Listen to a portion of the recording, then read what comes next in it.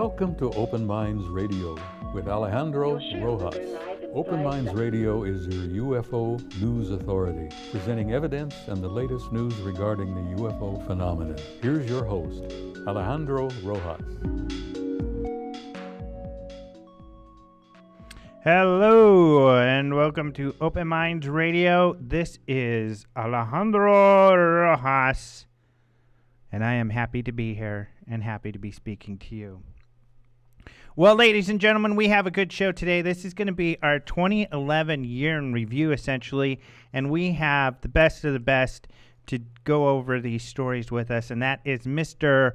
Lee Speigel. He's a reporter for the Huffington Post, which, of course, is a big national online news organization, and the only one to have a staff writer that is mostly dedicated to writing UFO stories. How cool is that? And that person is Lee Speigel, and he will be talking to us very shortly about all the UFO stories of the year. He's also going to be one of the speakers at the UFO Congress, which is February 22nd to the 26th. If you have not registered, do so now. Right now. I'm going to give you a moment.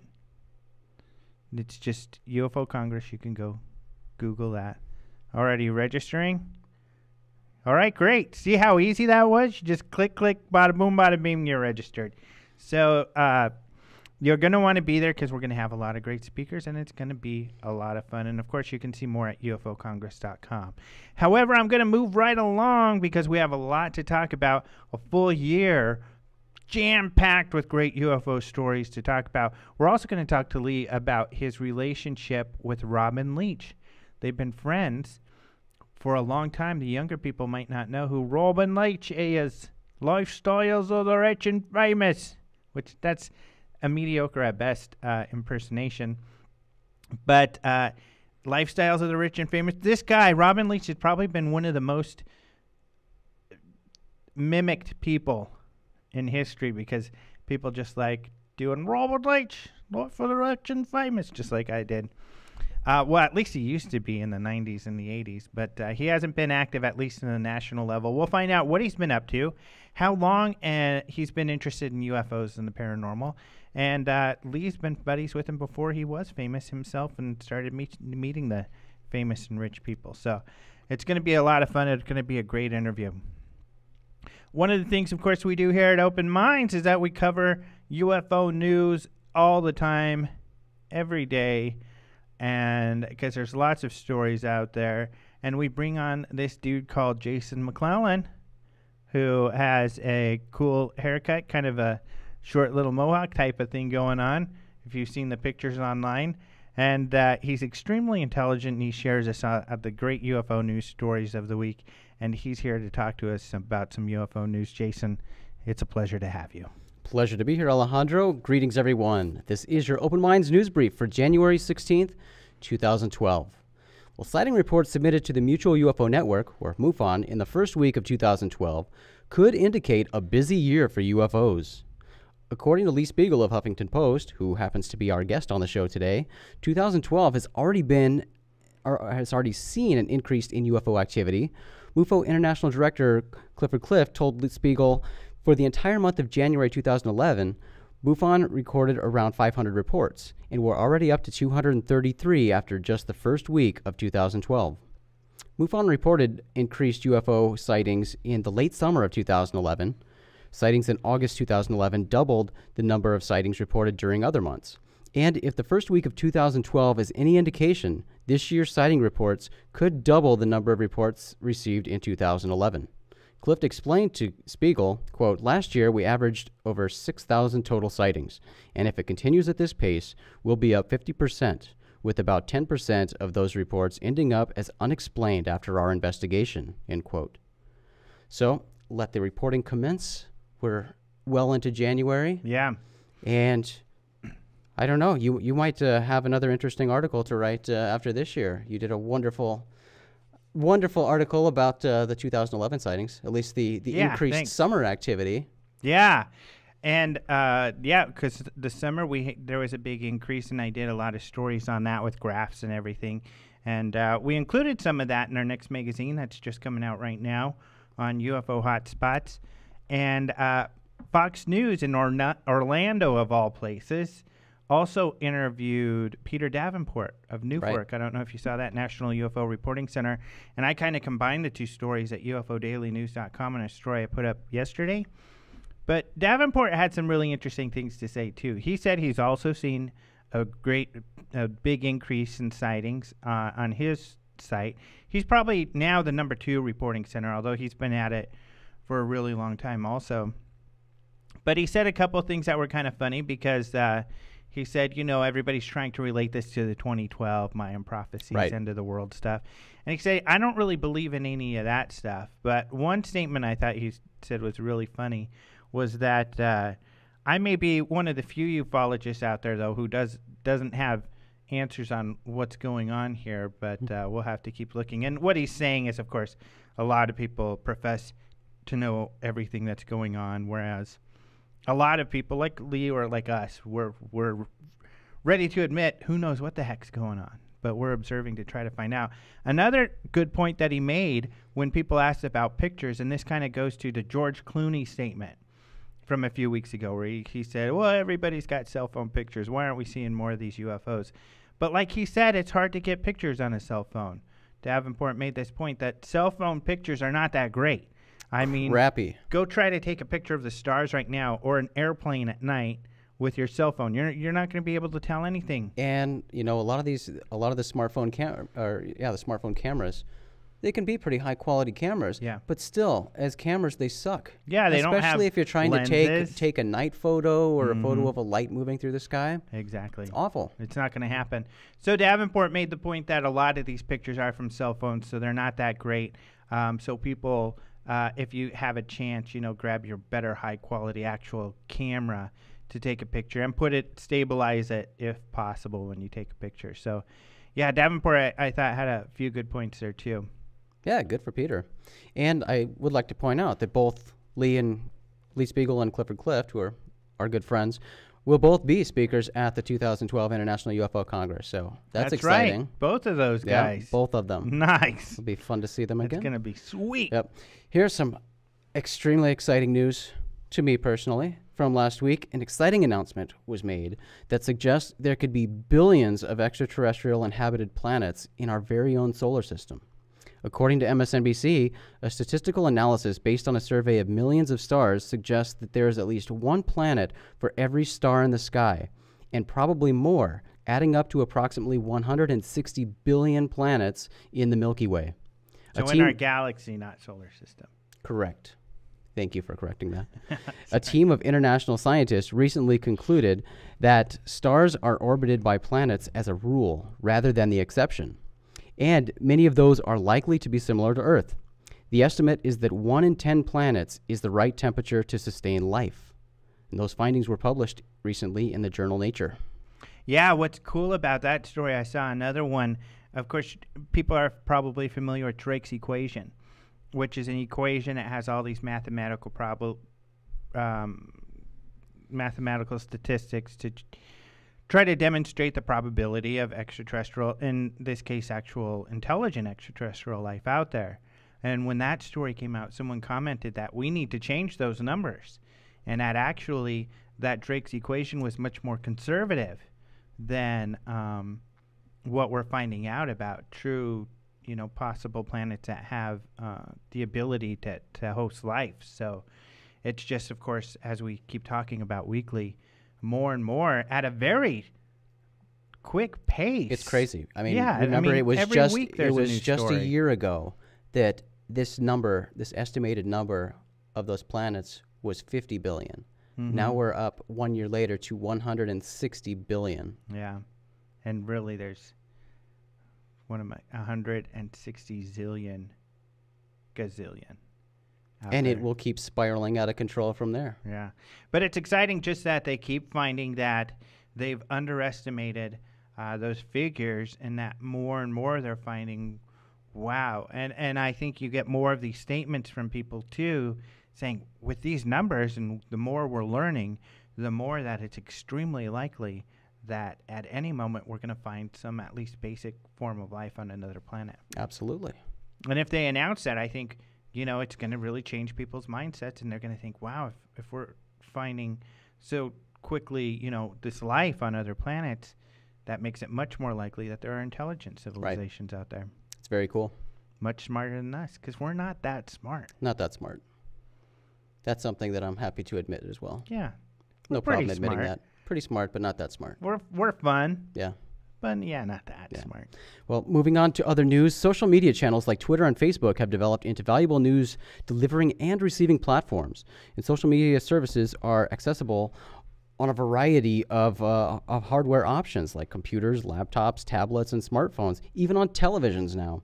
And in this constantly connected world, social media has become the fastest way to spread breaking news. It stands to reason, then, that social media will be used to broadcast news of extraterrestrial contact.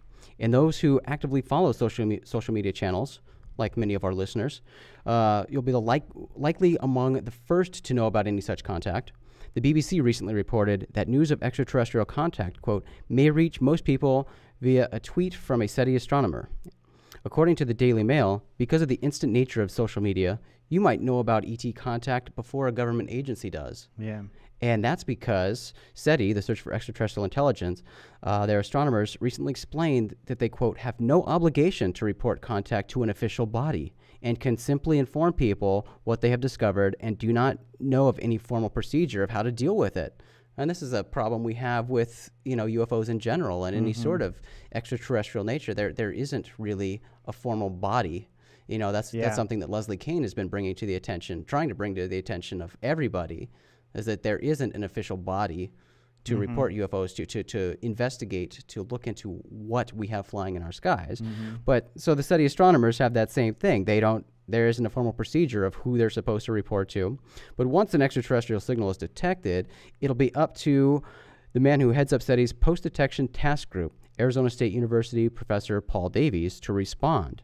And we've mentioned this on the show before, and the type of response that Davies has in mind would be, as he told the BBC, would have something to do with something that humans and aliens could both understand, and in his mind, that's mathematics and physics. I thought you were going to say Facebook. No, but that would have been a good one. Yeah. And he's not on Facebook or Twitter, I think. So I don't think he's goofball. Yeah, I don't. But we are. So there's Open Minds TV, Twitter. There's Paranormal RPTR Reporter. That's mine. UFO Daily News. I tweet on you. Tweet on Eccentric. So go get on our Twitter. And so many, because then you're going to find out. Yep, we have so many Facebook pages too. I mean, Open Minds Radio has one. Open Minds Magazine has one. You have one. I have one. But really, I mean, I strongly suggest Twitter. We're very active on Twitter, and that's certainly, if you're going to be following something, that is the key to finding out information as it happens. Yeah, as soon as someone tweets a good picture or a story or this news that they've made contact and they have the proof, we're going to retweet the hell out of that, and people are going to know instantly. And I wrote an article about just how valuable a tool social media is for sharing specifically UFO information. I wrote that in the January issue of Open Minds magazine, and in that I mentioned just how much attention the speed of Twitter got during that earthquake that happened on the East Coast last year. And they proudly pushed the tagline that Twitter is faster than an earthquake. Yeah, the tweets got to people before the tremors. When people felt the earthquake in Virginia and D.C., they were tweeting about it right away, and people in New York saw those tweets before they felt the earthquake. Right. So Twitter, that's where the news comes from at first these days. That's one of our most valuable tools. Yep. And I wrote a story just about celebrities tweeting their UFO sightings. Half of them I think were jokes, but half of them were serious. They believe they saw UFOs. Well, here's something that could be a joke perhaps, but for you tech people out there, you might enjoy this. A dating company is developing a smartphone application that could help Earthlings find love among the stars. Local Sin is the name of the company. They describe themselves as a social network that uses location technology to help you find hookups around you. The company may need to modify its description to read, "Find hookups around the galaxy," if it is successful and completes its plans with this app. According to the Metro, LocalSend is working on an allegedly NASA-inspired app that will enable love seekers to transmit radio signals from Earth to other planets. According to LocalSend spokesperson, it will give normal, broad-minded people the opportunity to communicate with other life forms and could open the doors to true universal dating. The company describes their project as, quote, intergalactic dating application. But intergalactic may be overstating a bit. It seems the radio signals will be confined to the Milky Way galaxy. According to the Metro, quote, transmissions could reach as far as Jupiter's moon Europa and Saturn's moon Enceladus, both of which scientists claim could support life, potentially. But beaming messages into space is precisely what theoretical physicist Stephen Hawking has been cautioning humans against, as we've mentioned many times on the show. But it appears LocalSend either didn't get the memo from him, or they don't think his warning applies to space love letters. The app is reportedly planned to be offered for free, but development of the app could take 5 years to complete. One thing is certain, the term long-distance relationship will take on a new meaning if the company succeeds in developing their galactic love app. Especially with dating, we could send out a message to, let's say, Europa, and there could be this merman society under the ice and the oceans, and they misinterpret, and they get offended, and then they come blow the hell out of us, you know, at least thinking in the way Stephen Hawking is kind of going. Then Hawking will go, "I am right. I was right. Yep. Run, and then they take us out." Yep.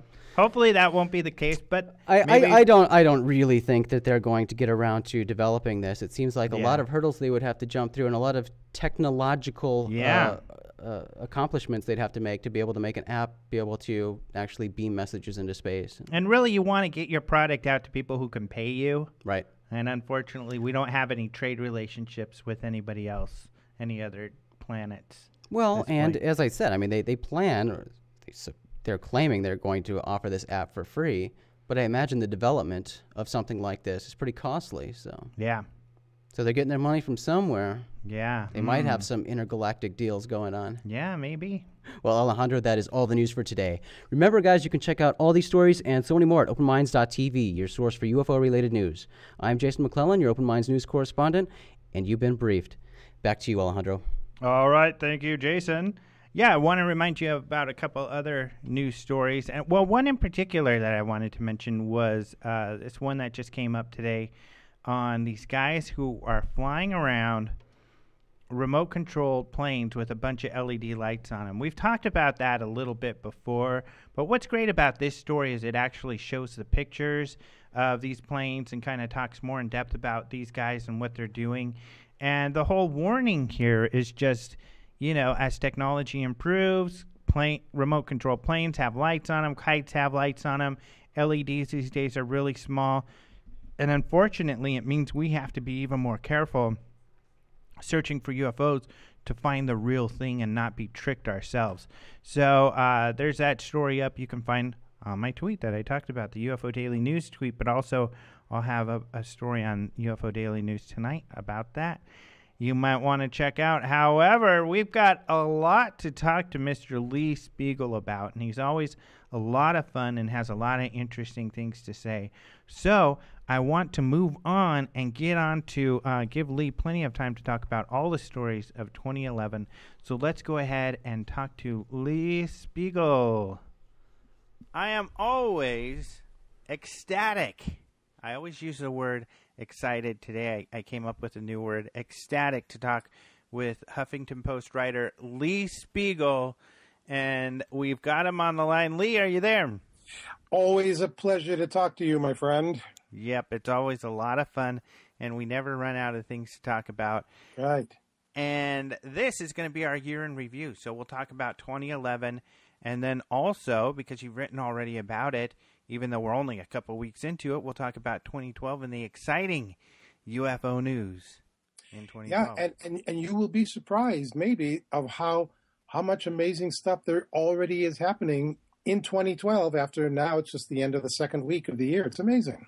Yeah, I'm excited to talk about it because I want to hear some more insights that you have on that. However, One of the first things I want to talk about is plug myself. No, I wrote a story about celebrities in 2011 because there was a lot of celebrities talking about UFOs, and one of the more exciting interviews I think out there was yours with Robin Leach, because we found out that you were friends and you have a relationship going back years, and he's really into UFOs.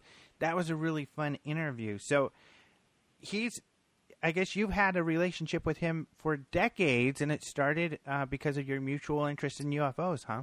Well, he originally, before Robin, for those listeners who don't really know the name Robin Leach, because, he became more famous when his show Lifestyles of the Rich and Famous came on in the 80s.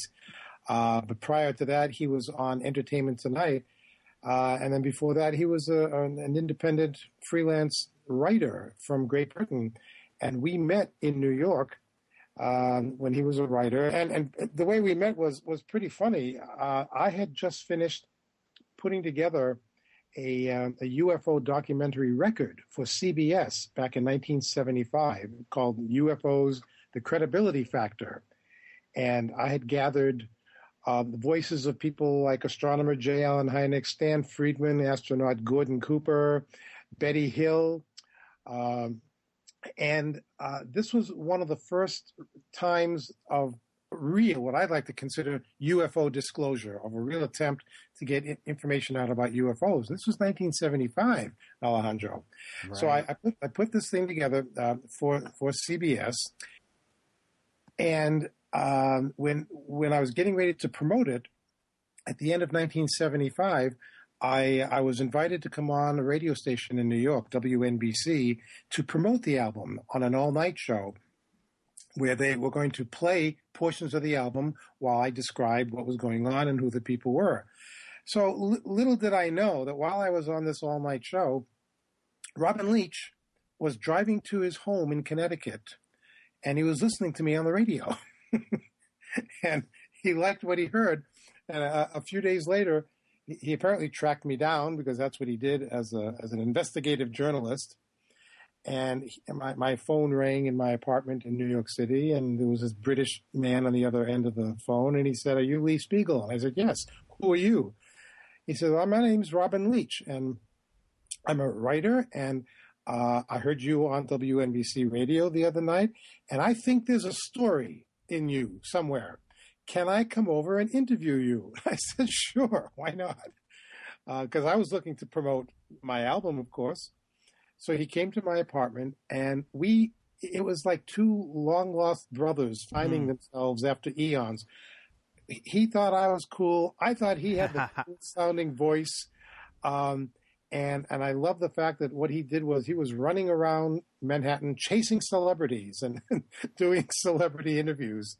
And we just kind of both hit it off, and we became friends. And maybe within a couple of months of our getting together, I had a chance to go up to Maine to interview some people who had some interesting UFO sightings, and including a dying, very elderly former Navy officer who wanted to talk about what he knew about UFOs, literally on his deathbed. I mean, it was an amazing experience for me to go talk to this man. And so Robin wanted to come with me, and we went to New Hampshire together first, because that's where my family was, and they wanted to meet him. And then we rented a car and drove from New Hampshire to Maine. And by the time the sun set, and we were done interviewing the various people that I had gone there to see, we were driving back to New Hampshire in a driving rainstorm, and Robin was behind the wheel, and he spent most of the drive on these country roads looking up at the sky, hoping to see lights coming through. And I kept saying, I had to keep telling him, "Robin, keep your eyes on the road." Right. The sky. That is really funny. Now, has he ever had his own sighting? No, never. But how did he get interested? He just has met a lot of people. One of his friends is Apollo 11 astronaut Buzz Aldrin. Oh, wow. And so Robin has met, over the years, many celebrities, and he's had occasion once in a while to ask them if they've ever seen anything strange. But most of the time, he shies away from even asking them about it because he feels like it's almost an intrusion to ask these people something about something like that could be potentially very personal to them. Has he talked to Buzz Aldrin? Because of course, Buzz Aldrin has kind of waffled back and forth. I know. On his possible UFO sighting. What he told me and that we used for our Huffington Post interview, he said that Buzz had talked with him about how he knew that many astronauts had spotted UFOs that were unexplained, and I already knew that because I had already interviewed one of America's original Right Stuff astronauts, Gordon Cooper. And I also interviewed Gemini astronaut Jim McDivitt, who had photographed a UFO during one of his orbital flights. And in both cases, of both astronauts, both McDivitt and Cooper, who had films of UFOs, they were both ordered to send the films back to Washington, where they were never seen again, at least by those two astronauts. Yeah, interesting stuff. Yeah, that is really interesting. So, you knew Robin Leach before he really got famous when he started doing the television show. Did you ever lose touch, or have you always been communicating back and forth? We've always communicated, and in fact, a few months ago when he turned 70 years old, there are many people say, "Well, where's Robin Leach now?" Well, he is right now probably the biggest, most popular celebrity journalist living and working in Las Vegas. And he will go to 4, sometimes 5 different celebrity events every day and every night. Wow. I don't know where he gets the energy for this. Everybody knows him. Everybody wants to talk to him. He has an amazing blog called Vegas Deluxe that people can just go to and read about all the celebrity things that are happening in Las Vegas. And he recently turned 70 years old, and he invited his 200 of his closest friends from around the world to share in his 70th birthday party, a 3-day event in Las Vegas. And I was there. And during which time the former and current mayors of Las Vegas presented Robin with the key to the city, and they declared September 10th as Robin Leach Day in Sin City. You're kidding. No, I'm not. Wow. So who were some of the big celebrities there? I'm sure there were some, huh? There were a few. Most notable, Siegfried of Siegfried and Roy was there because they're very good friends. Michael Chout, really well-known New York City-based magician, was there to pull a few rabbits out of his hat. Mostly local celebrities too. Some that I didn't recognize because there were so many people, and I didn't actually see the guest list. I was You're a journalist. You're supposed to go steal it. I know. Well, you know what? I was so involved with the fact that all of the hors d'oeuvres at the cocktail party and every single piece and item of food at all 7 special buffet stations within the building where we were, everything was made and created by Wolfgang Puck. Oh, cool. Because Wolfgang and Robin are very old friends. Wow. It was, and the building where we were was called the Keep Memory Alive building. It's a very special place in Las Vegas that Robin helped to in fundraising events to pull in millions of dollars to create.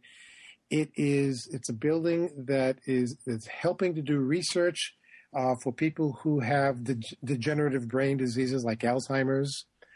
And Robin was among the many people who brought all the money together to create this amazing research center. And people can go look at your story on the Huffington Post, and there's actually a video where you're interviewing Robin and you show pictures of this incredible building. Incredible building, yeah. It's a really cool building. Yeah, it was created by architect Frank Gehry, I believe. And when you see the building, you think, well, what is this? Yeah. It looks like the building is falling apart. But it's a magnificent structure, and it was just amazing to to kind of be there to celebrate with Robin. Well, I know someone who we saw was there. Let's see, at one of the parties, comedian Carrot Top showed up. Oh, how funny. Yeah, he's busy out there. Every time I go to L.A., there's Carrot Top here and there, and he's a big deal out there. And Teller, formerly of Penn and Teller. Formerly? I heard a couple of months ago that they broke up, and wow. I don't know if they're back together again. Mm-hmm. The big skeptics. I know. Yes, I know. Wow. I wonder if they ever have heated debates with Robin. I'm not sure. Although Teller never talks anyway, so it's hard to debate him. Yeah, it's easy. You always win. Although I will tell you, I saw him talking on the night of one of the birthday parties, so I can confirm that he does speak. Yes, he does have a voice. Yes, he does. Only few have heard. So Robin has been very interested in all things unexplained, because he knows that whenever I write a story, I will always send him a story as soon as it's published, so he can put it on his Twitter site, so he can share it with all of his readers. How cool! That's really cool, and it's kind of funny that you mention the astronaut thing, because that was certainly a highlight for me, and it's really one of the places where we got to first meet was the press conference at the MUFON Symposium where Story Musgrave was, but unfortunately, I think we both asked some questions of him, but he is a big skeptic. He doesn't believe we're being visited by anything or that there is anything to the UFO phenomena. Well, he has said, and I did a couple of stories with Story last year, and I was a little surprised at first with his attitude, but he basically said that he thinks that we are absolutely living in a galaxy and in a universe that's teeming with life. Right. But he says absolutely no evidence that they've ever come here. And I was surprised to hear him say that. Mm-hmm. And he claims that he has interviewed many astronauts who have claimed to see UFOs, and he's never heard any piece of evidence from any of them that would change his mind. I just think he's asking the wrong astronauts. Well, I asked him specifically Gordon Cooper and Edgar Mitchell, and he said, yes, I talked to them too.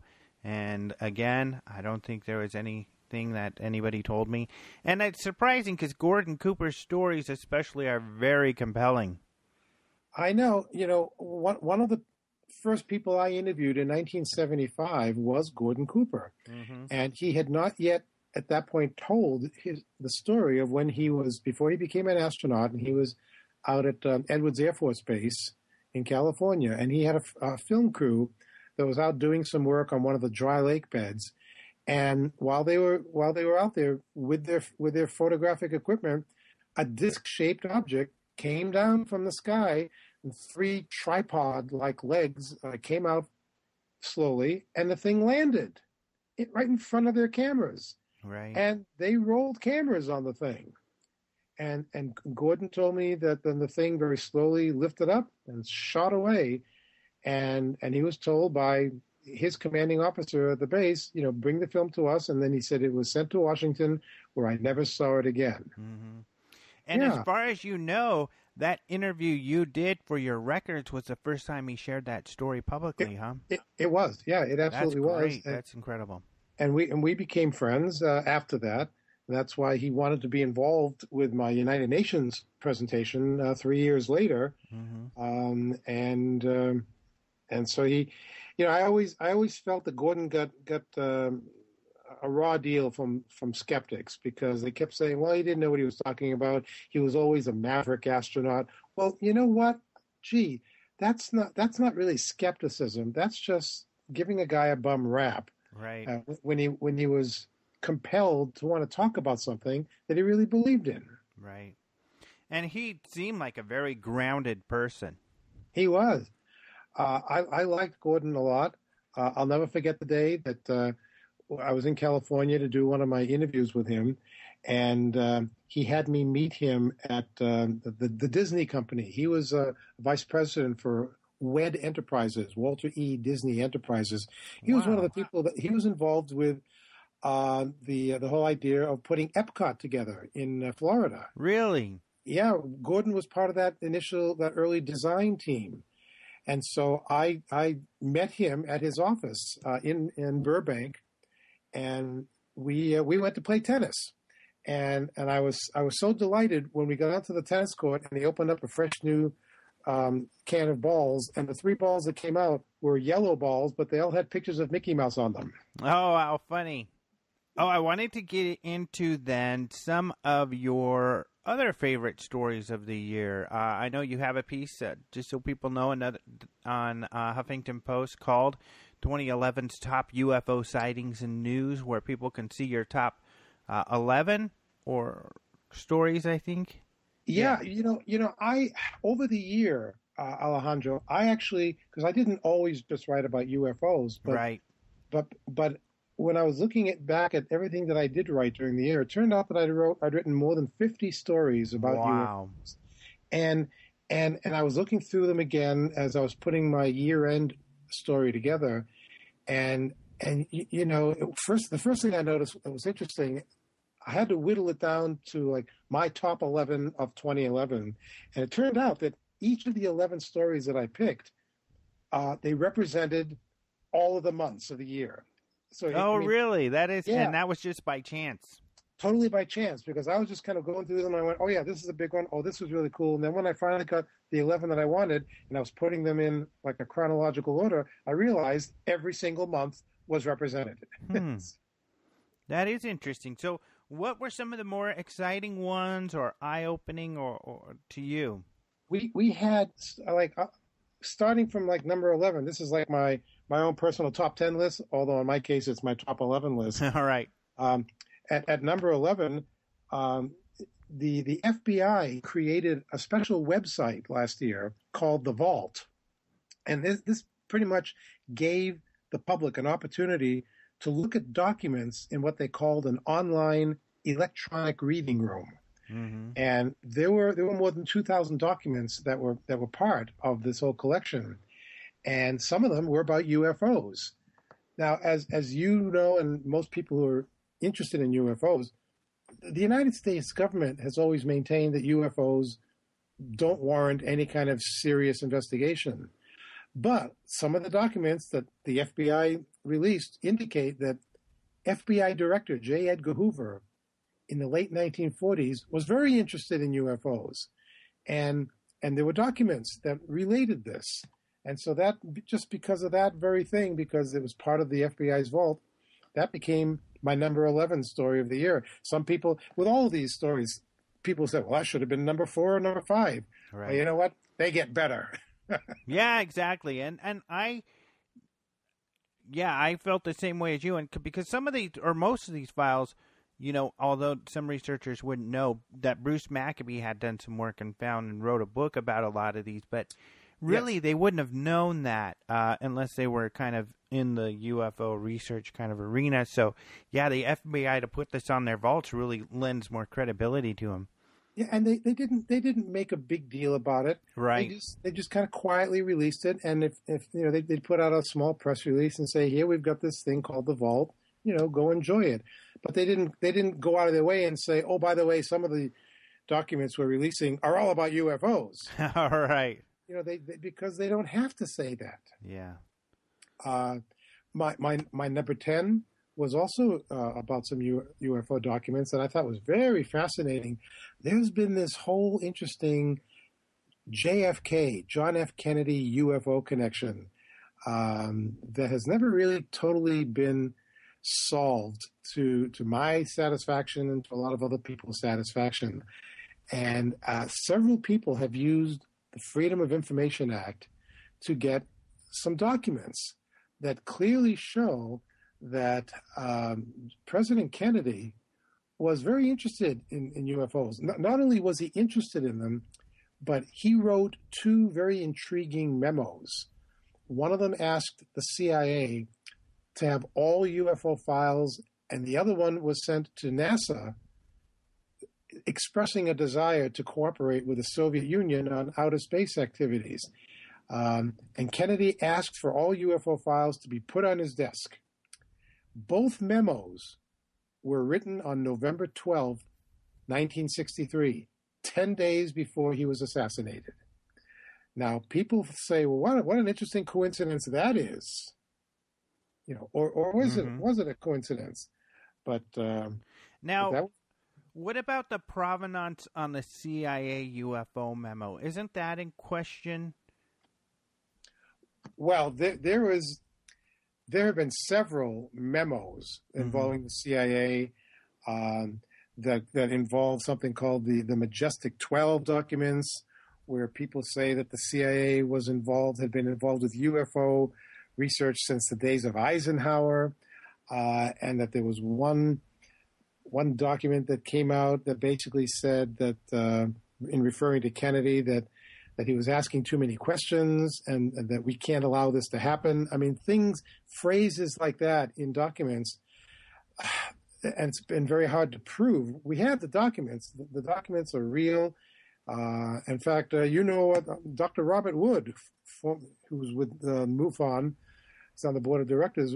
Dr. Wood used to work for McDonnell Douglas Aircraft, and back then in the 50s and the 60s, he was actually involved with a McDonnell Douglas investigation of UFOs. They were trying to see if there was anything about UFO technology which companies like McDonnell Douglas or any aerospace companies could duplicate, because any company that could learn how to do UFO technology, well, that would be a boon for our flight industry. Yeah.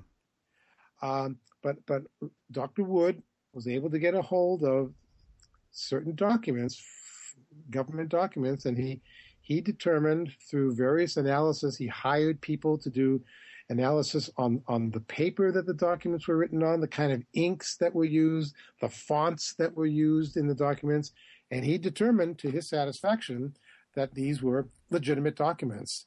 And so it's still kind of an ongoing mystery, and we may never know the answer to that, but because of the connection to JFK, I put that as my number 10. Yeah, JFK was cool. Yeah. Followed right behind number 10. This has a soft spot in my heart because, you're now talking about New Hampshire and my trip up there with Robin. I grew up in New Hampshire, and last year, the state of New Hampshire put up an official highway marker commemorating the 1961 UFO sighting by Betty and Barney Hill. And the marker was placed near the site of where they claimed that they had been kidnapped onto a strange circular craft in the White Mountains, coincidentally where I went to college. And they claimed that they were physically examined by UFO creatures, and their story was the first story in the United States, and every other UFO abduction story is measured against it because of the credibility of the people. And so it's just amazing that New Hampshire put up this highway marker commemorating it. Yeah, that was a great story and a lot of fun because I'm a big fan of Kathleen Martin, too, Betty Hill's niece, who she, in fact, graded my test when I became a MUFON investigator because she used to do that for MUFON. Oh, uh-huh. So, and it was her work along with, and started by another gentleman out there in New Hampshire. So I think it is important. It lent some credibility that the state, it's a very pretty, nice marker with a state seal on it. I think that's significant that the state was willing to do that. It's amazing, and no one has ever, and many people have tried, no one has ever been able to discredit Betty and Barney Hill for the story that they told. And a mutual colleague of yours and mine, Hollywood producer Bryce Zabel, has bought the rights to the book that Kathy Martin and Stan Friedman wrote called Kidnapped, the Betty and Barney Hill story. And he's going to turn that into a major motion picture. That's going to be great. There was an old one that's kind of funny. It's very, with Edward, or the guy who played Darth Vader's voice. That's right. I like that. The guy who played his voice. The younger people will know that, then they'll be like, oh, but James Earl Jones, that's his name. James Earl Jones played Barney Hill, and Estelle Parsons played Betty. That's right. And it was a made-for-TV movie in 1975 that NBC put together. And I think people can catch it on YouTube. Oh, yeah, absolutely. Yeah, it's easy to find. and they did a really good job. Very limited, low-budget special effects, but the emotion of the experience comes through. And I remember very, very vividly that when NBC was about to premiere the movie nationwide, Betty was invited to come down to New York to see a screening of it at NBC, and she invited me to join her because I was already living in New York. Oh, cool! And so Betty and I saw the UFO incident privately. It was amazing just to be sitting there with her, to watch her reacting to how they portrayed her on screen. Mm-hmm. So yeah, the Betty and Barney Hill New Hampshire marker, definitely number 9. I could have put that up closer to the top, but I had other ones. Yeah, I know. You're right. There was so much. My list, when I tried to narrow it down, I was going to do 10, came up with 20. I had like 35 that I thought were just so significant. It's hard to do. All right.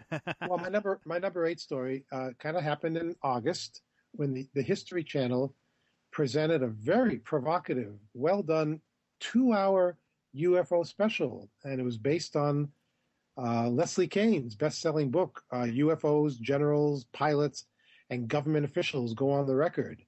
The vice president of the History Channel told me that if it wasn't for Leslie's book, they never would have done this special. It was just because of how well her book had done. It was a New York Times bestseller, and the show featured so many very credible people from the Federal Aviation Administration, the CIA, former Arizona Governor Fife Symington from your backyard. Right. He describing his own dramatic UFO sighting from the famous Phoenix Lights. I believe it was 1990. Well, I'm getting the dates now mixed up. I've caught him in my backyard too, and I'm like, "What are you doing?" And he just runs away. I don't know what he does back there. Yeah. Well, 97, right, or 94? Yeah, now I'm getting mixed up. You can look it up and you can insert it whenever you want. Yeah.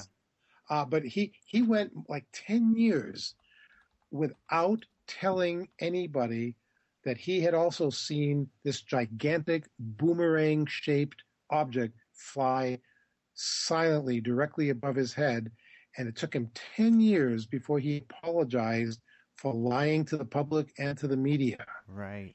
And because of that, just talking to him and hearing what he had to say, or the program also featured, and I interviewed this Federal Aviation Administration executive who revealed how the CIA warned him not to talk about specific UFOs because they told him the public might panic from the truth. Mm-hmm. So I thought, well, yeah, that's going to be on my top 11 list. Absolutely.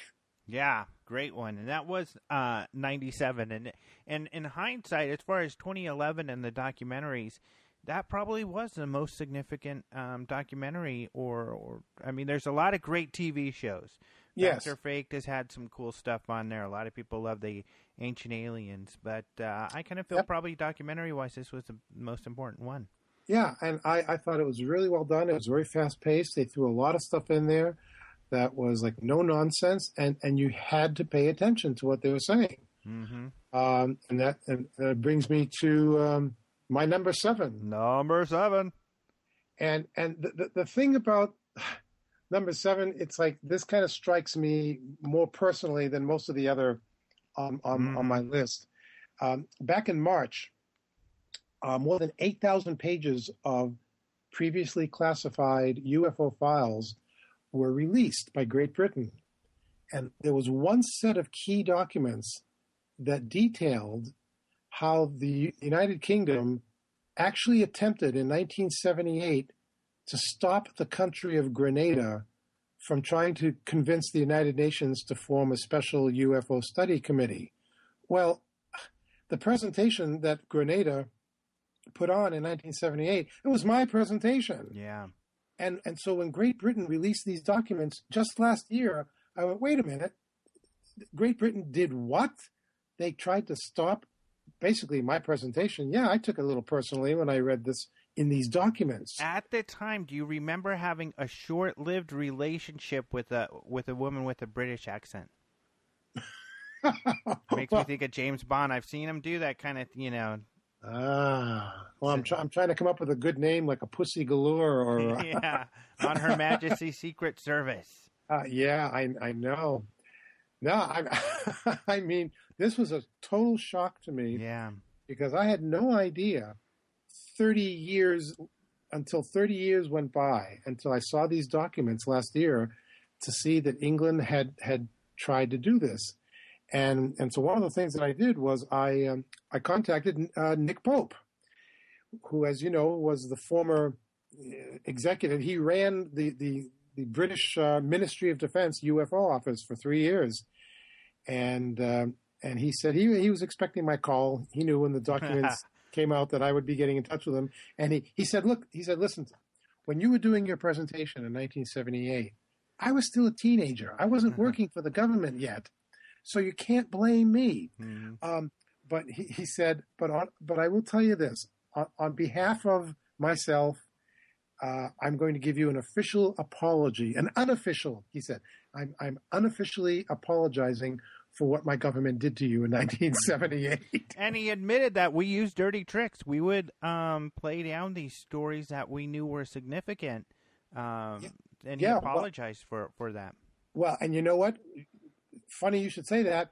You just hit on my number 6 story of the year. Oh, that was number 6. That was number 6. Where basically, as these documents were released, Nick, like you said, and he actually revealed this exclusively to me in an interview because we just happened to start talking about it. He revealed that he was part of this official British policy of ridiculing UFO reports and the people who report them. And like you said, Pope said that he used what was a combination of spin and dirty tricks to downplay the reports, and he now regrets being a part of. Yeah, I mean, he basically said one of the reasons why they even did this in the United Kingdom was because once they knew they were dealing with something that was a real phenomenon, they weren't ready to go so far as to say, "Oh, we're being visited by aliens." All that they knew for sure was that there was something operating in their skies, and they didn't want to cause any disruption in the population. They didn't want to tell their citizens that there was something in the sky that they had no control over. And it's interesting because that is similar to what Fife Symington said about why he, at the time, downplayed the Phoenix Lights. Yeah, exactly. So okay, on the one hand, those of us who are doing research and, we want this information to come out, we want disclosure, but on the other hand, sometimes it appears that maybe disclosure is not a good idea because there could be something to the idea that there could be some disruption in social awareness and how the public might react. Although I would like to think and hope that that's changed over the decades. Right. I don't know, though. Probably not. But I think one thing to note, and most people, listeners, know this because I talk about Nick Pope quite a bit, and we've had him on the show, but that he is now currently still a UFO advocate, and he goes out and he speaks that we need to do more research in this phenomena because it does indeed, unlike his government claims, pose a threat. Something unknown flying around in the sky. Yeah, and people like Nick Pope, they will go just so far, and they'll stop short of saying, yes, I believe we're being visited.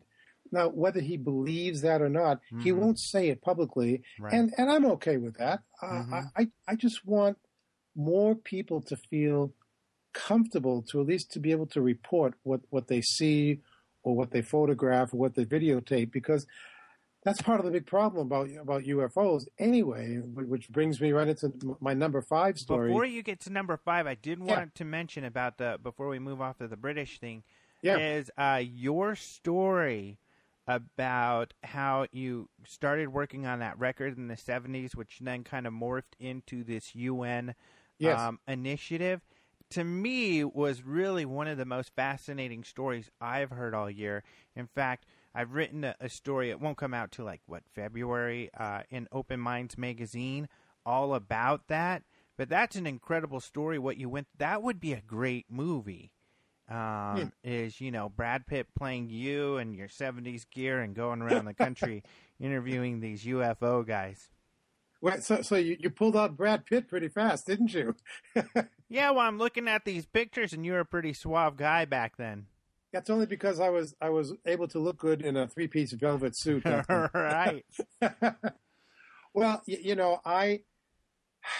after I did my UFO album in 1975, I was restless. It didn't seem to be enough, and I wanted to do something else. I wanted to step it up a little bit to see if there was a way that I could bring this idea of UFO disclosure, although I never used the word disclosure. That's a more recent thing. Mm-hmm. But I wanted to see if there's a way that I could get more people around the world to know about this. And I thought, well, maybe I could do this at the United Nations.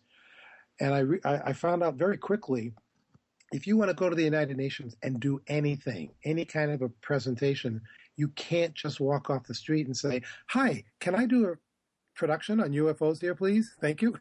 Yeah. They won't let you do that. You have to be an accredited delegate of a nation that wants to sponsor whatever the presentation is that you want to do. So coincidentally, luckily for me, Eric Gary, the Prime Minister of Grenada, had been trying to get the United Nations to pay attention to his personal UFO crusade, and this was in 1977. And I noticed in the media that nobody was really paying attention to him. Tiny Caribbean nation, it just wasn't going anywhere. So I sent a copy of my UFO album to the mission, to the Grenada mission in New York, and his ambassadors and I became friendly. They forwarded my album to the Prime Minister in Grenada, and then he wanted to meet me on one of his trips to New York, and we met.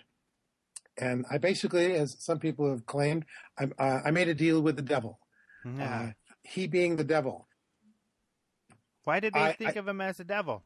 Well, only because I had heard stories that he had a goon squad. Oh. Some kind of a group of people in Grenada who quieted or silenced people who didn't agree with Gary's policies. And friends said to me, if he invites you to Grenada for the weekend, don't go. So in Grenada, it's opposite than what people think might have happened here. Here they think people who see UFOs get silenced. There, debunkers get silenced. Yeah, that's a good way of putting it. I know. But I was determined to do something at the UN, and so I made a deal. We had a handshake, and I said to him, Mr. Prime Minister, you're trying to get the United Nations to pay attention to you, and basically, with all due respect, they're not. If you sponsor my presentation, I will bring the people to the United Nations who the world will listen to. Alan Hynek, Gordon Cooper, Jacques Vallée, Stan Friedman. I will bring these people and I'll put a presentation together. We'll have lots of documents. We'll have visuals. And the world will take notice, I think. All right. I mean, what did I have going for me? I was just going on a hope and a prayer. Yeah. And so over a handshake, we did it. And they made me a delegate of Grenada. I had to get a little delegate UN card that had my name on it that said I was an accredited delegate. And that started the whole ball rolling. Mm-hmm. I found out months later that the State Department had at least one document about me, about what I was doing behind the scenes at the UN, naming me as the ringleader of this presentation. And so I just moved forward, and we had the one famous photograph that was taken in July of 1978 that showed all of us sitting around the table with Secretary General Kurt Waldheim, and that picture has been published all over the world since then. Yep, and they'll be able to see it in the story that we have with some other great pictures you provided for us in the magazine.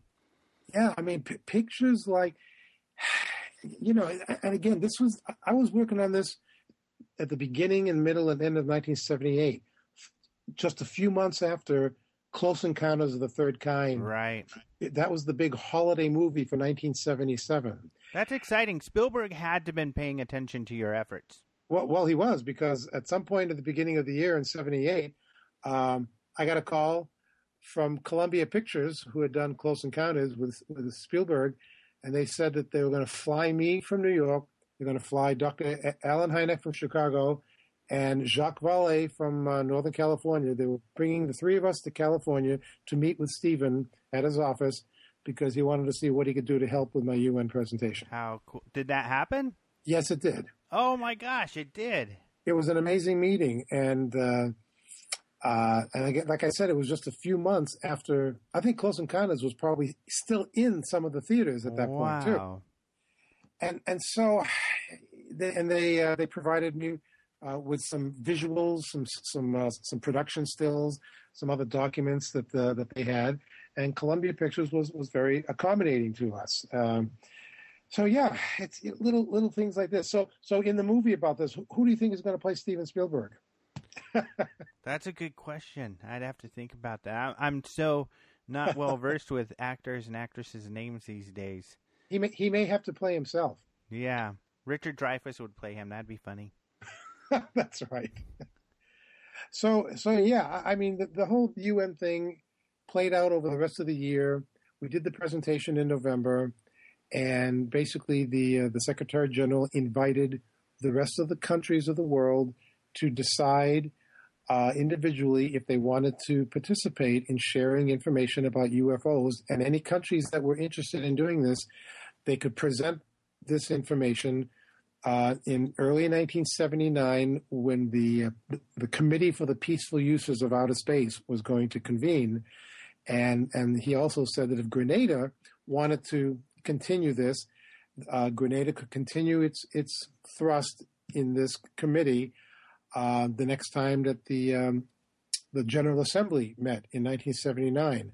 Well, gee whiz, none of that ever happened because a couple of months after we did our presentation, Eric Gary was ousted in a political coup in Grenada. Mm-hmm. I was going to say, the British didn't do a very good job because you really didn't notice anything that they were up to unless they were behind the Gary ousting.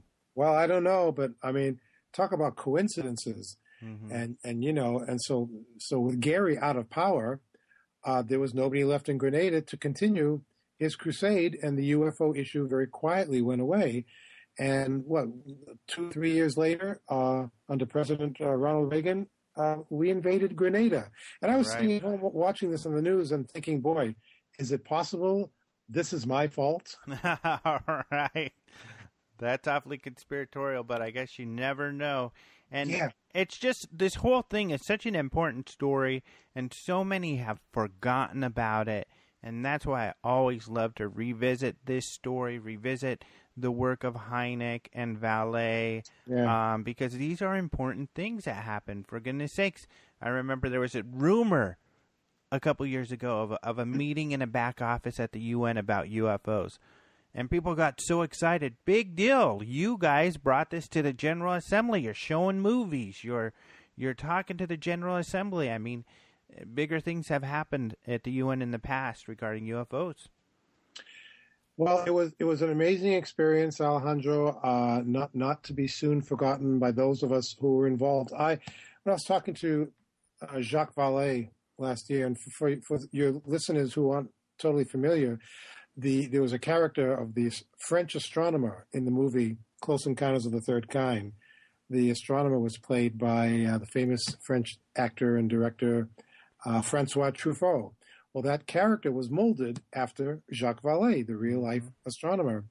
And so it was amazing for me to have him as part of my presentation. And when he and I were talking last year, I asked him, I said, Jacques, after all these decades after we did that, do you ever regret what we did, or do you think that what we did back then was a waste of time? And he said to me, no.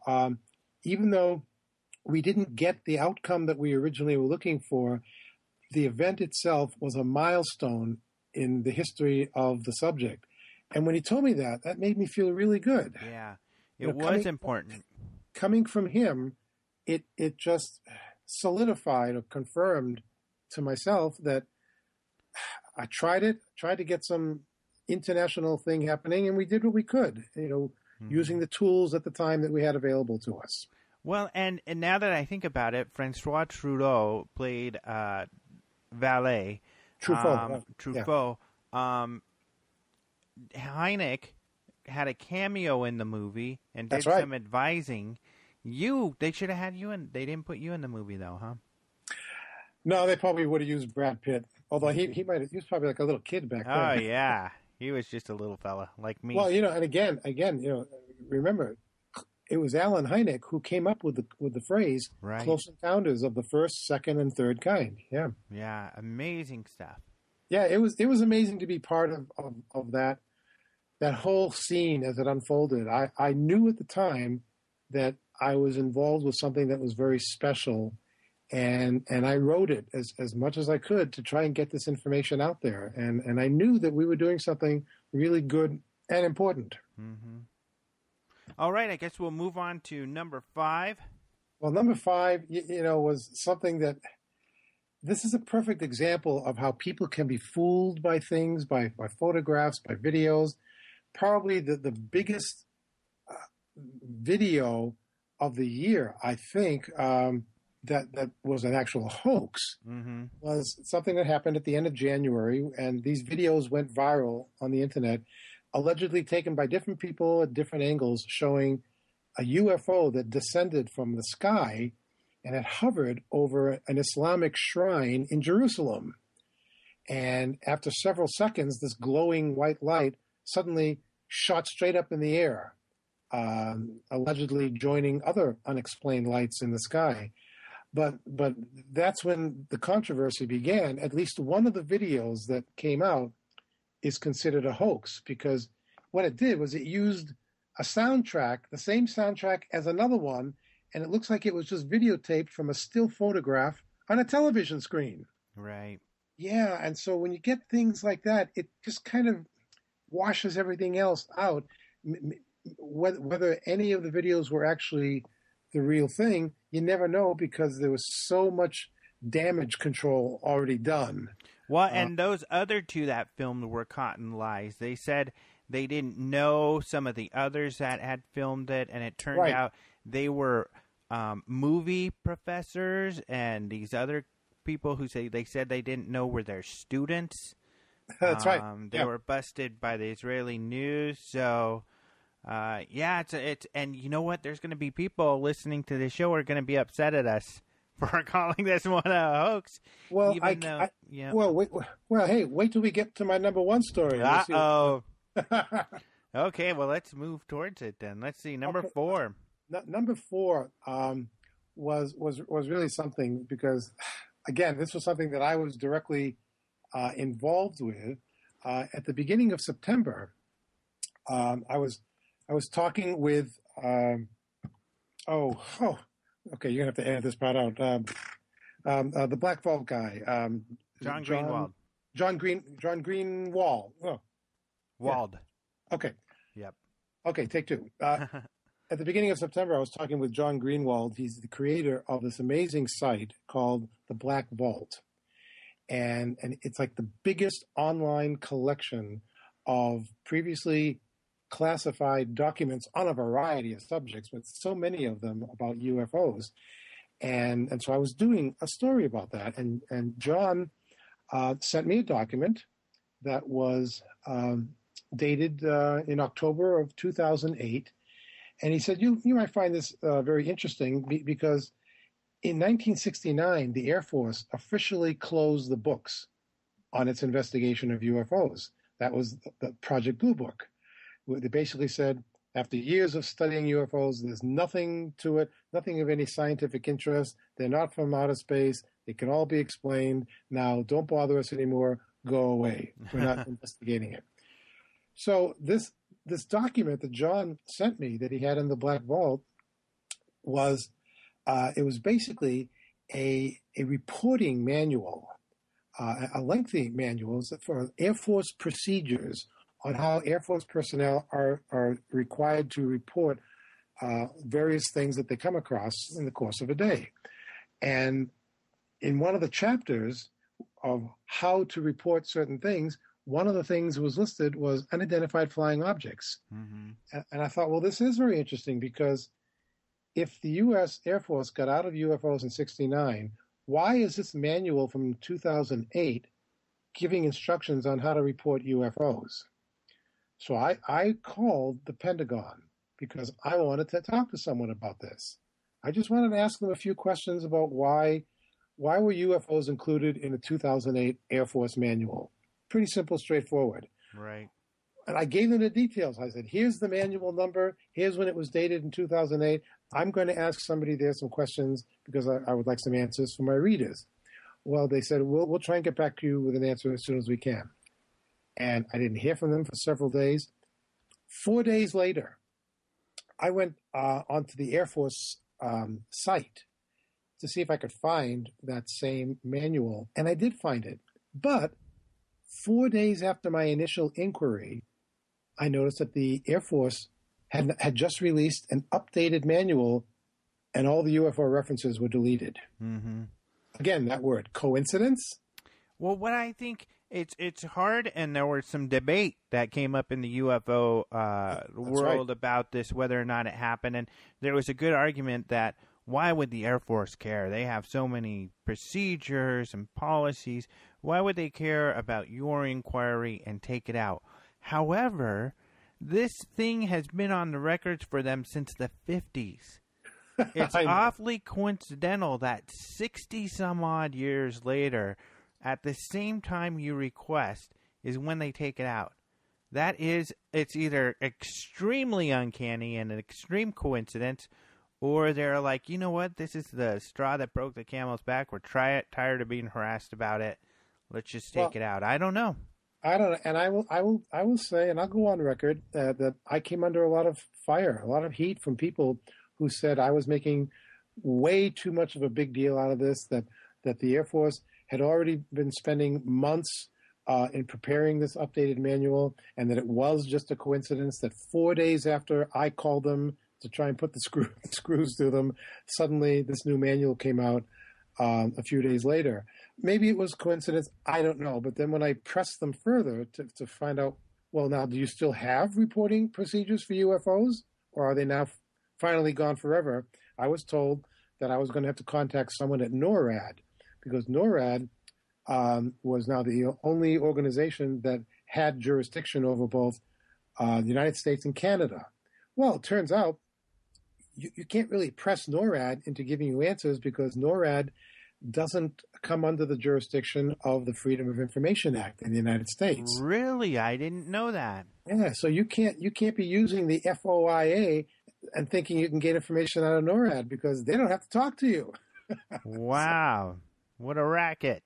Yeah, no, that's a good way to put it. What a racket these guys have. Yeah. So that was like a really interesting one, and I put that up on my list. And again, as part of this same scenario, even though the Air Force supposedly ended its UFO investigations in 1969, we have documents, NORAD documents, by the way, that show that a significant number of incidents have involved UFOs, with correlating radar reports, and reports of military jets that scrambled to try and intercept the unknown objects with no success. And these are from 1975. So if the Air Force hasn't been investigating UFOs since 1969, why do we have documents from 75 showing not only are they interested, but they tried chasing these things and they couldn't get them? Yeah. Well, one thing we've all learned in the past few years, and I don't think anybody doubts anymore, is that the military are liars. Well, when they don't want you to know about something, they don't want you to know about something. Yep. Number 3, the book that came out in the beginning of the year about Area 51, written by investigative reporter Annie Jacobson. It went best-selling in a matter of time, and like very, very quickly, in an explosive book that she wrote about the top-secret Nevada military installation.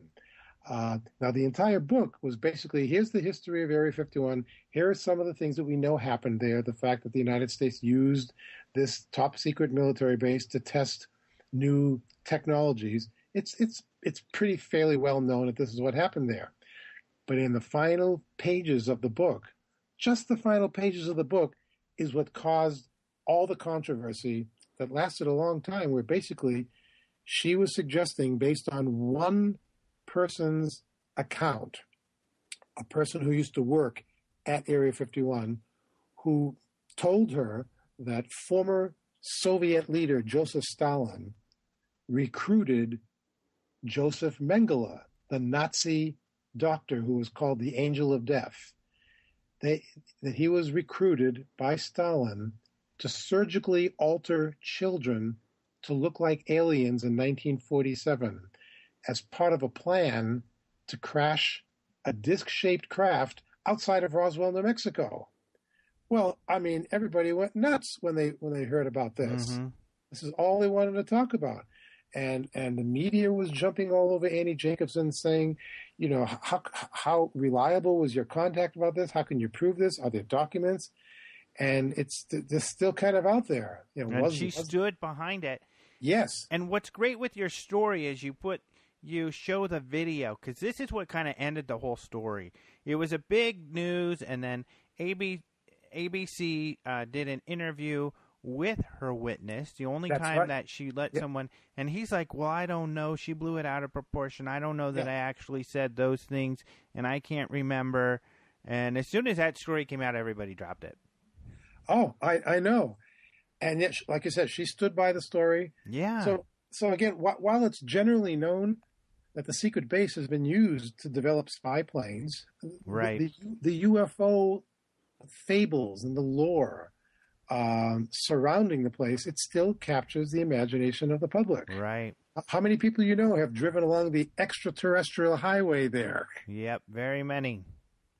Except for me, I haven't been there yet. No, I haven't either. One of these days, I'd like to go to this place called the Little Ailey Inn. Yeah. We'll have to check it out. I saw it on Paul, the movie Paul. Yes.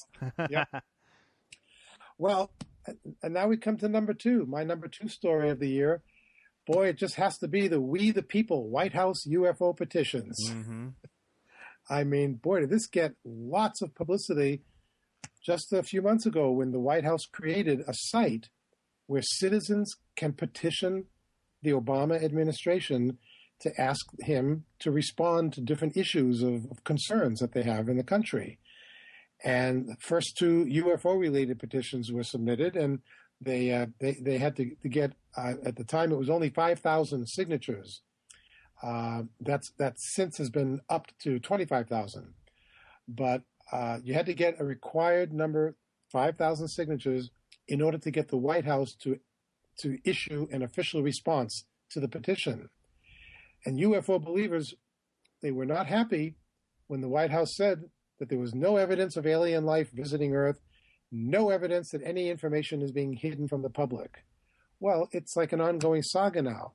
Suddenly, two more petitions sprung up, again by Stephen Bassett with his Paradigm Research Group, and Bryce Zabel and Richard Dolan collaborated to put a petition together, and they actually tried to get 25,000 signatures, and they had to get it by December 31st, but both petitions fell short. Right. So the White House did not feel compelled to respond. Yeah. Yeah, we had Bryce on a couple of weeks ago to talk about this, and I did see the news that Bassett is going to run his again. Oh, yeah. He's planning on doing it. He's claiming that 2012 is going to be the year of disclosure. Well, okay, maybe not. It's hard to say. Mm-hmm. But you can certainly try. Yeah, what did you think? I felt the one thing I had a problem with, not so much with their response, that was no surprise, but one thing I do have a problem with, the whole thing seems kind of disingenuous, because given Grant Cameron's work to find some of the emails that were in the back channels, they're like, hey, we got to answer this damn thing, essentially, you know, we've got 2 days to come up with some foofy answer to throw out there. They don't take this whole, and we the people thing very serious, it doesn't seem. Well, Also, remember, the people who were assigned to come up with the official responses at the White House, they don't necessarily know anything about UFOs or the subject matter at all. Yeah. These are people who wouldn't even have a need to know or high enough security classification, security clearance to even be able to talk on it. Right. And so it's certainly easy for the White House to come up with a generic response that basically says, we don't know anything. We don't know what you're talking about. The Air Force got out of it in 1969. We don't know anything more. Leave us alone. Right. They can say that, and they basically did. And they tried to spice it up a little bit by saying, well, the Kepler spacecraft is now discovering more planets, and now we know that there might be Earth-like planets out there in the universe, and so we our hopes are raised that we might someday find a planet that might have microbial life. Well, okay, fine. No, next petition, please. Right. But one thing that is significant, and which also I think, justifies your number 2 spot for it, it's the first time, as far as I know, the White House officially has had to answer a question like this. Yes. But how many people really seriously thought that the White House was going to give it all up? I only know of one. And who might that have been? Possibly the author of the first one. Oh, well, yeah, you could be right. I mean, sure, it's one thing to build up the hopes. But you know what? They're not going to give it up that easily. Yeah. If there is something to give up, the White House isn't going to do it. They don't have to. Yeah, and I don't really think that anyone at the White House knows anything. And maybe some guy who's not sharing it with the rest of the people in the White House. You got to go to the Pentagon or Area 51 maybe for those answers. Or as I'll suggest, they should just go to NORAD because that's where I had to go. There you go. Yeah, and they won't tell you anything. They'll lock the door. So do we have like a drum roll now? A trumpet fan? The drum roll. We didn't leave much time for it, but here is number 1. Well, this is my personal number 1 story. Partially because I was involved with this, and I came under a lot of heat about this one too. Back in October, NBC broadcast a football game between the New Orleans Saints and the Indianapolis Colts. And coming out of a commercial break, they showed a little 30-second video that spotlighted the St. Louis Cathedral. It's a landmark cathedral in New Orleans. And it was like a very slow-moving video that showed the cathedral, a very nice-looking landmark. Well, some viewer at home thought he saw something streaking through the sky behind the church. And he had DVR'd the game. And so he ran it back, and he slowed it down, and noticed that when he really slowed it down, what was streaking behind the cathedral appeared to be like long, elongated, brightly lit objects that shouldn't be there behind the church. Mm-hmm. And so he figured, well, at the normal speed, these things couldn't possibly be anything earthbound because of how fast they were moving. Yeah, it looked like it zipped by. Zipped by several times. And so it prompted all this speculation. Were they meteors? Some people claim that they had to be insects. They had to be insects flying very close to the camera lens because they couldn't possibly be flying behind the cathedral because then they'd be huge, like Rodan or Mothra. All right, at light speed. Or they had to be UFOs. Uh-huh. Well, okay, fine. So I put this story out, and the day after my story hit the Huffington Post, I got an email. And the subject line in the email basically just said, I'm the guy who shot the video in New Orleans. Would you like to talk to me? So I was curious and ended up speaking to R.D. Willis, the NBC cameraman who shot the footage. Mm-hmm. It was his job.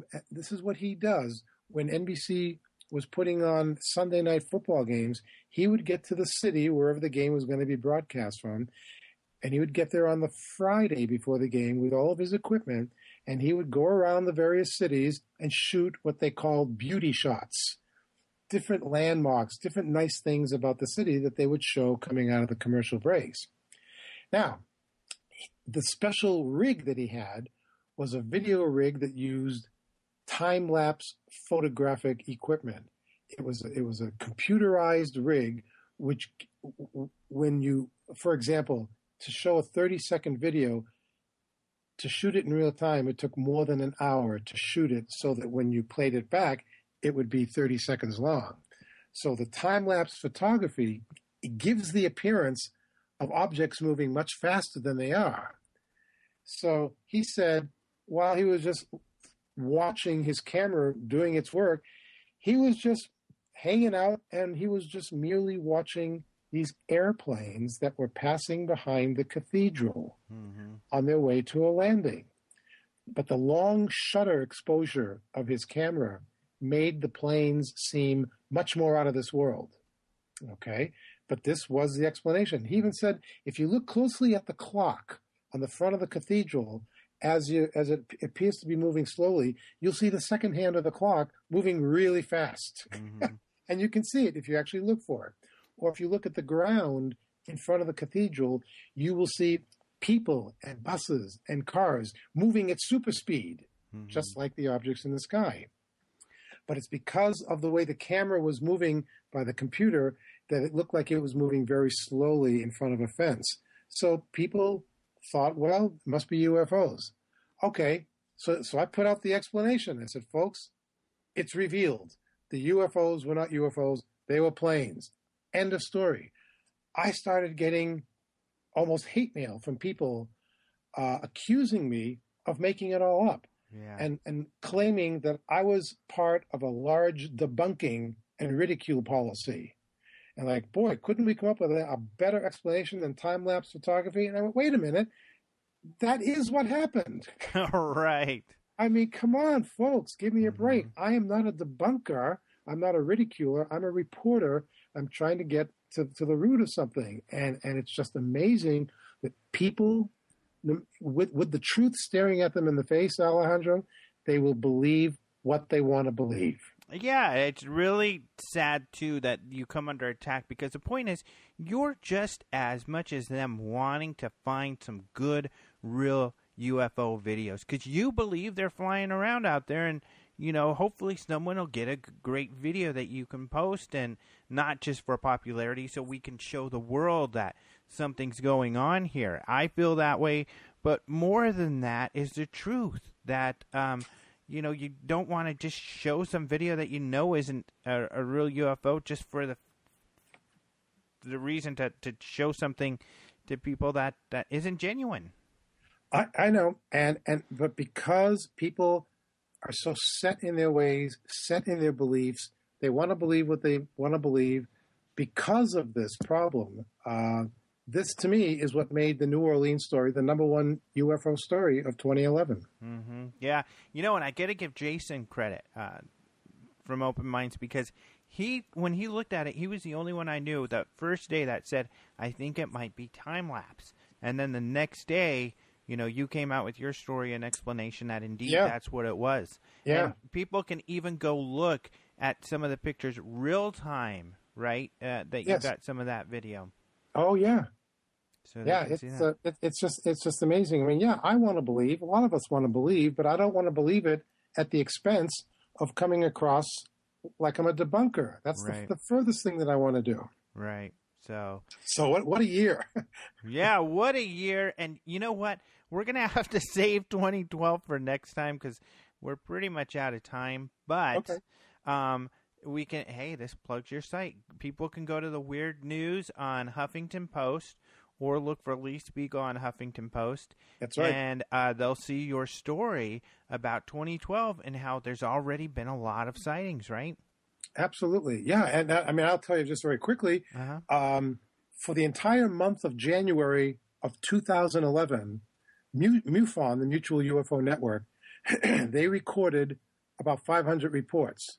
Right now, after the first week of the new year, they had 233 reports. That's about a 50% increase over last year already. That's a lot of sightings. So you can read more about that on the story. And also, you'll be talking about this and other things at the UFO Congress coming up in February. That's right. So check out ufocongress.com and come meet us. I'll be there. Lee will be there, and come and meet us and say hi, and we'll talk about all this. Sounds great. Thank you so much for having me on the show again, Alejandro. All right. Thank you so much for being on again. And I think, from what we've talked about this entire show, shows you're certainly dedicated to this effort. Well, hey, I'm a debunker now, right? What have I got to lose? Yeah. All right. Thanks for being on the show. Okay. Thanks to Lee Speigel. He's a great guy. He's always wonderful to have on the show. And remember that, like we talked about this whole show, there's a lot of news going on. So you're going to want to be up to date, and you're going to want to have our Twitter feeds, which are pretty much news feeds.